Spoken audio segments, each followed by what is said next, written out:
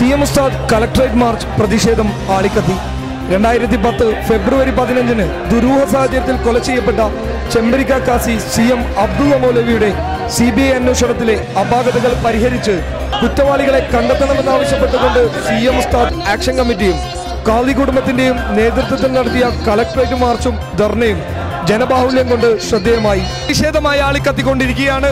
അതോടൊപ്പം തന്നെ കാസർഗോഡിലെ തന്നെ അല്ലെങ്കിൽ കേരളത്തിൽ തന്നെ എടുത്തു പറഞ്ഞാൽ കേരളത്തിലെ ജനങ്ങൾ എല്ലാവരും ഒരുപോലെ കാണാൻ വേണ്ടി കാത്തിരുന്ന ഒരു പ്രതിഷേധമാണിത്. തീർച്ചയായും വർഷങ്ങളായി നീണ്ടുകൊണ്ടുള്ള ഈ ഒരു എന്താ പറയുന്ന നീതി തേടിയുള്ള യാത്രയ്ക്ക് ഇന്നൊരു സമാപനമായി കൊള്ളുമോ എന്നുള്ള ഒരു ചോദ്യവുമുണ്ട്. തീർച്ചയായും വലിയ ഒരു പ്രതീക്ഷയോടുകൂടി തന്നെയാണ് ഈ ഒരു പ്രതിഷേധം ഇവിടെ സംഘടിപ്പിച്ചിരിക്കുന്നത്.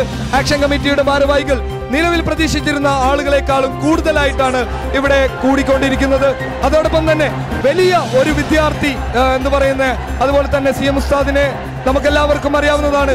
വലിയ ഒരു മതസംഘടനയുടെ ഉപാധ്യക്ഷനായിരുന്നു. അതിന്റെ ഒരു പ്രതിഫലനം ഇവിടെ കാണാൻ സാധിക്കുന്നുണ്ട്. ഇവിടെ മതസംഘടനകൾ മാറ്റി വെച്ചുകൊണ്ട്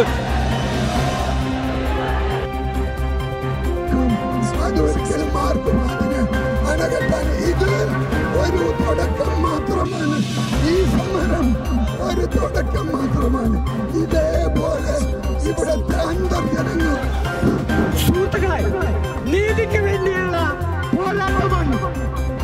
നിങ്ങൾക്കറിയാമോ, ജനകീയ ആക്ഷൻ കമ്മിറ്റി ഒന്നാം ഘട്ട സമരം തുടങ്ങിയപ്പോൾ ഒപ്പുമര ചുവട്ടിൽ മാസങ്ങൾ നീണ്ടുനിന്ന സമരം നടത്തിയപ്പോൾ ഞങ്ങളോട് ചോദിച്ചവരുണ്ട്, ഇങ്ങനെ ദിവസേന ഇവിടെ വന്നിരുന്ന് മുദ്രാവാക്യം വിളിച്ചാൽ എന്ത് സംഭവിക്കാനാണ് എന്ന് ചോദിച്ചവരും.